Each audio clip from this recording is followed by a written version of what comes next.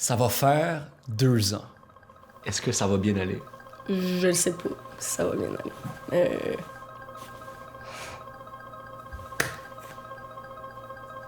Ça va.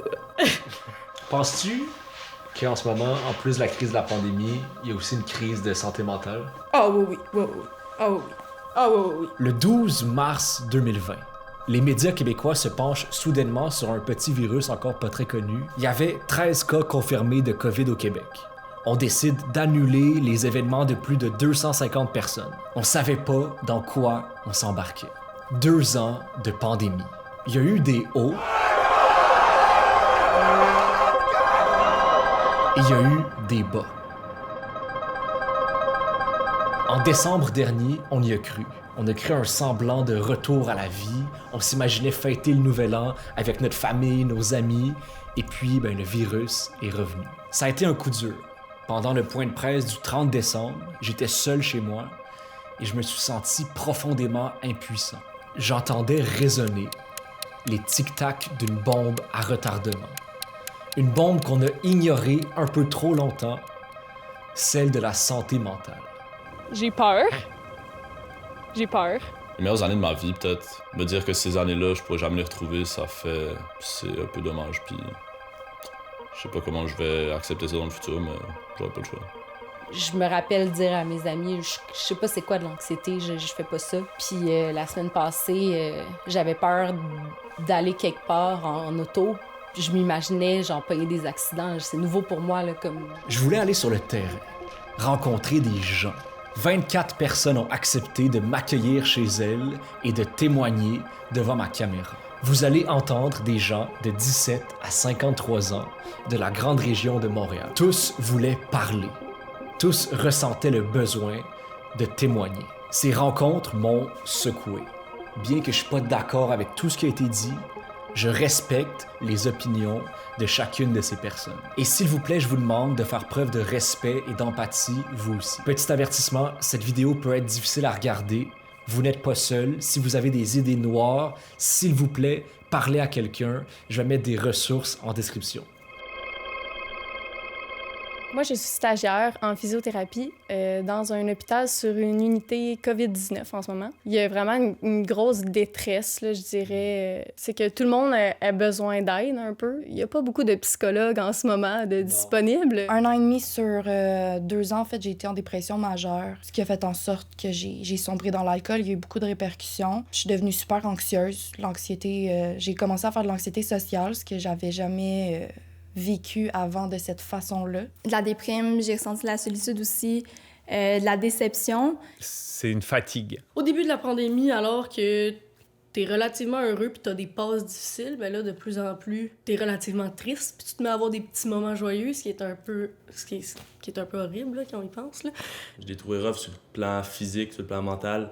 Mais il y a des journées où, je vais être honnête, je pleure. C'est quoi le point de continuer à vivre si il n'y a rien d'autre que le travail puis l'école? Est-ce qu'il va y avoir un futur? Je ne sais pas. Ça n'a pas de l'air. On se retrouve un petit peu épuisé. Moi, avant, je n'étais pas forcément quelqu'un d'anxieuse. Après 2 ans, on commence à perdre un peu espoir. Et à 19 ans, on a envie de rencontrer du monde, de partager des choses. Mais ouais.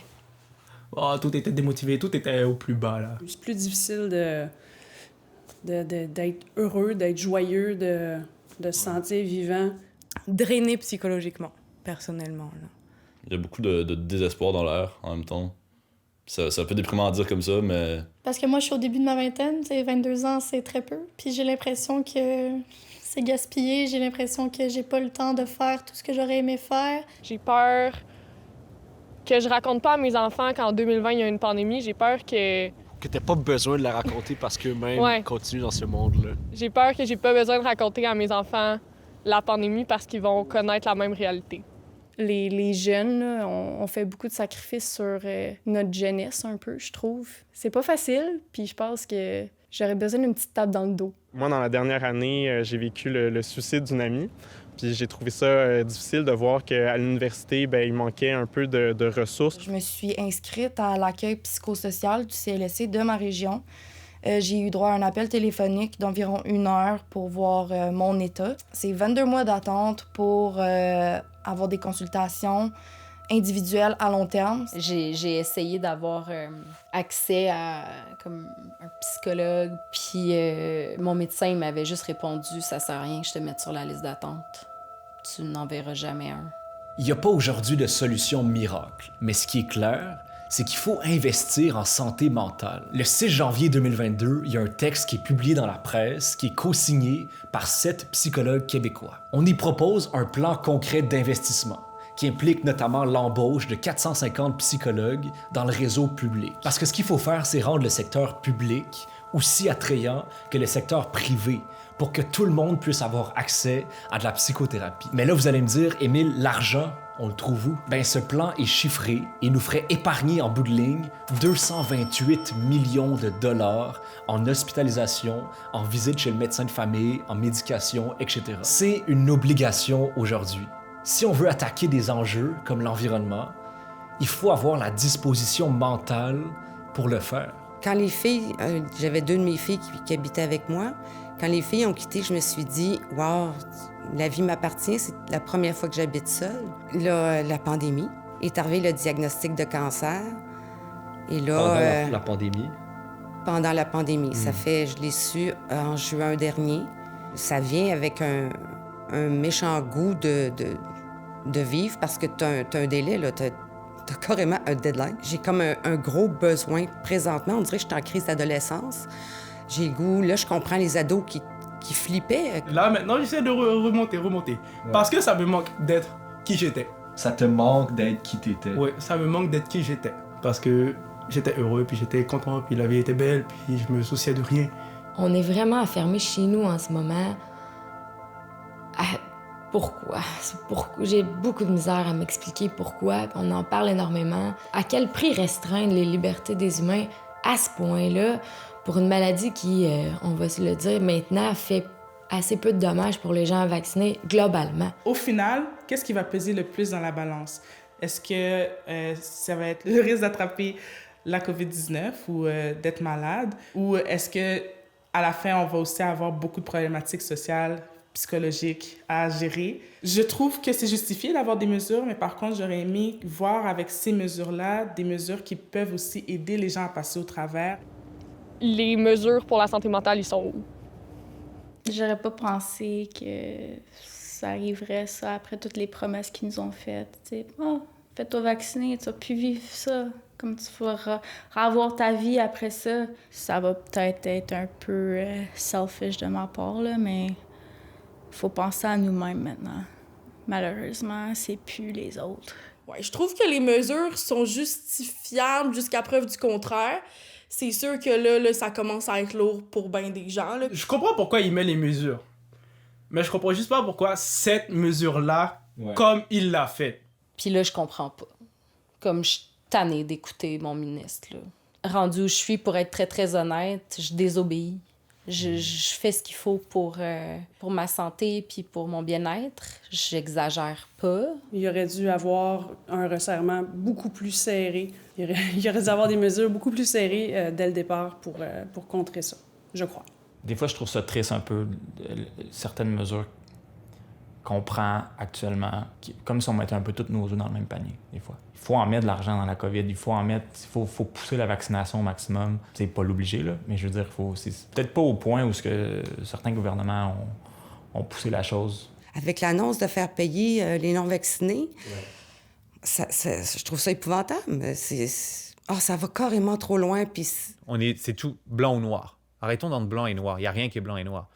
Tout le monde n'est pas d'accord avec d'un bord ou de l'autre. C'est certain qu'on comprend que le système est essoufflé, mais est-ce que c'est vraiment la COVID qui a essoufflé le système qui semble être déficient depuis les 20 dernières années? Chaque année, on entend qu'à l'urgence, à Noël, ça craque de partout. Et moi, ce qui m'a fait beaucoup de peine, c'est de voir justement, par exemple, nos enfants, donc ont 2 ans et demi et 4 ans, jouer à se faire des tests à la maison. Des tests de COVID Des tests de COVID dans le nasopharyngé. Source d'inspiration. C'est devenu un jeu. C'est devenu un jeu, mais... Je trouve qu'à un moment donné, il va juste falloir qu'on accepte. Il va falloir qu'on accepte que Ça va devenir comme une espèce, c'est comme la grippe qu'on vit avec chaque hiver, qu'elle revient. J'ai vu récemment un article dans Le Devoir qui parlait justement de quelque chose que le directeur général de l'Organisation mondiale de la santé avait dit, selon quoi on n'allait pas se sortir de tout ça avec des doses de rappel puis tout ça. La solution, ça serait vraiment qu'on laisse aller un peu cette pensée capitaliste-là, que nous tous, les pays les plus aisés, on profite de plusieurs doses, alors que plein de pays qui n'ont pas les moyens de se payer autant de doses de vaccins souffrent encore, puis souffrent beaucoup plus que nous. Ça me scandalise un peu là, de voir que comme ça fait pas autant la une. Alors on a beaucoup plus vu la nouvelle des influenceurs dans l'avion que ça. Complètement impertinent, là, je veux dire. Il nous faut un meilleur partage des vaccins à l'échelle mondiale. En ce moment, la première cause des nouvelles vagues de la pandémie, ce sont les variants du virus. Et la première cause des variants, ce sont les grandes inégalités vaccinales dans le monde. Pendant qu'au Canada, on a commandé 9,5 doses de vaccins par personne, il y a des régions comme en Afrique subsaharienne, par exemple, où ils ont seulement assez de doses pour vacciner une personne sur 8. L'Alliance en faveur d'un vaccin universel, qui est composée de 80 organismes membres dans le monde, demande aujourd'hui aux géants pharmaceutiques de partager la propriété intellectuelle du vaccin. Comme ça, il n'y a pas que les pays riches qui peuvent acheter et distribuer massivement les vaccins. On pourrait partager le savoir-faire et permettre aux pays plus pauvres de produire eux-mêmes le vaccin. Récemment, depuis l'instauration du dernier couvre-feu, je marchais derrière quelqu'un sur la rue, puis je marchais un peu plus vite, puis il y a l'espèce de moment où tu viens pour dépasser quelqu'un, puis c'est un peu malaisant parce que vous marchez à la même vitesse. Le gars qui marchait devant moi m'a juste dit « Est-ce qu'on fait la course? » Puis là, j'ai embarqué, puis les deux, on s'est mis à courir. C'est comme une espèce de joke vu que le couvre-feu s'en venait. Puis lui, il a croisé son appartement, il est rentré chez lui, puis il est ressorti, puis il a dit « Hey, merci d'avoir niaisé. Bonne soirée. » Puis il est rentré. Puis c'était la première fois que j'assistais à une rencontre en présentiel et ça m'avait tellement fait plaisir, j'avais mal aux joues, tellement je souriais derrière mon masque. C'est sûr que les autres ne voyaient pas. Ils ne voyaient pas l'ampleur de ton sourire, c'est ça. Comme on peut le voir nous en ce moment. Exactement, c'était la même chose mais plus insistant. Par exemple, au Nouvel An, je suis juste sortie sur mon balcon pour dire bonne année, puis il y a une petite madame en face qui est sortie avec son bébé qui m'a fait un petit signe. Puis je pense qu'il faut qu'on soit content de ces petits moments-là, parce qu'en ce moment, c'est tout ce qu'on a. Y a-t-il une chose en particulier qui te manque en ce moment? Je pense que c'est la spontanéité. On devient moins spontané à... Je me rends compte de la valeur qu'avait la spontanéité dans nos vies. Alors, je dirais la spontanéité. Quelqu'un t'a appelé ou quoi? Ça fait 5 personnes qui me disent exactement ça. Ah oui? Tu le savais ou c'était pas scripté? Non, je le savais pas. Peux-tu dire à la caméra ce n'était pas scripté? Ce n'était pas scripté. C'est tellement dans les petites choses. Tout est dans les petites choses. Tu dis, les vieux, ils sont comme ça, ils trouvent tout beau à un moment donné. Mais... oui, c'est parce qu'on se rend compte que c'est juste ça, il n'y a rien d'autre. Mais les enfants aussi trouvent tout beau. C'est ça qui est beau. Est-ce que ça va bien aller? Je le sais pas si ça va bien aller.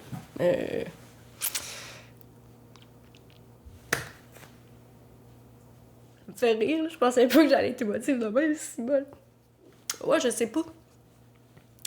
Je suis vraiment tannée de me faire dire par des gens qui sont pas dans la même situation que nous, les jeunes, que justement ça va bien aller. Si c'est pas quelqu'un dans ma situation qui est capable de me prouver que ça va bien aller, ben présentement, j'ai de la misère à y croire un peu. Mon père avait une expression avant, je pense pas que c'est la sienne, c'est juste des gens disent ça, mais il disait « ça arrête plus de bien aller » quand ça allait mal. C'est ça qu'il disait. Puis je vais pas dire la maudite phrase « ça va bien aller » parce que non, ça va pas bien. Je pense que la pandémie va laisser des séquelles importantes. Oui, moi je pense pas que ça va bien aller, mais tu sais, je veux dire, j'ai un petit tatou de... Ben là, on le verra pas, là, mais c'est un petit feu. Oui. Puis le feu, tu sais, moi je suis adoptée, là, en tout cas, je partirai pas toute l'histoire de ma vie, mais tu sais, c'est comme le feu, c'est renaître de ses cendres, c'est la braise. Et qu'on souffre tous inévitablement, même si on dit que ça va aller, que tout ira bien. Oui, ça va aller parce que la vie, elle est faite de plein de cycles. Je pense qu'il faudrait plus communiquer, dire aux gens qu'on les aime. Faut attendre. Le temps est le meilleur des conseillers, puis tout vient à point à qui sait attendre. Je peux en sortir plein comme ça.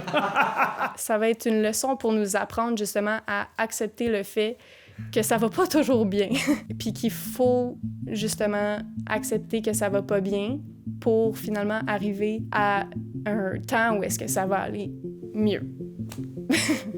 T'as tout dit. Yay! Allez vous faire vacciner si vous le pouvez. Si vous le voulez pas, c'est tout à votre honneur aussi. Surtout, prenez soin de vous, puis faites toujours des choses en accord avec vos valeurs et puis prenez soin des autres quand vous avez pris soin de vous. J'aimerais dire aux gens que oui. Moi, personnellement, je pense pas que... je pense pas que oui, je fais trop d'anxiété pour ça, mais vous devez le croire. Ça va bien aller. On va finir par s'en sortir. On va finir par s'en sortir. Ça ira pas mieux demain matin. On n'a pas fini de lutter contre cette pandémie.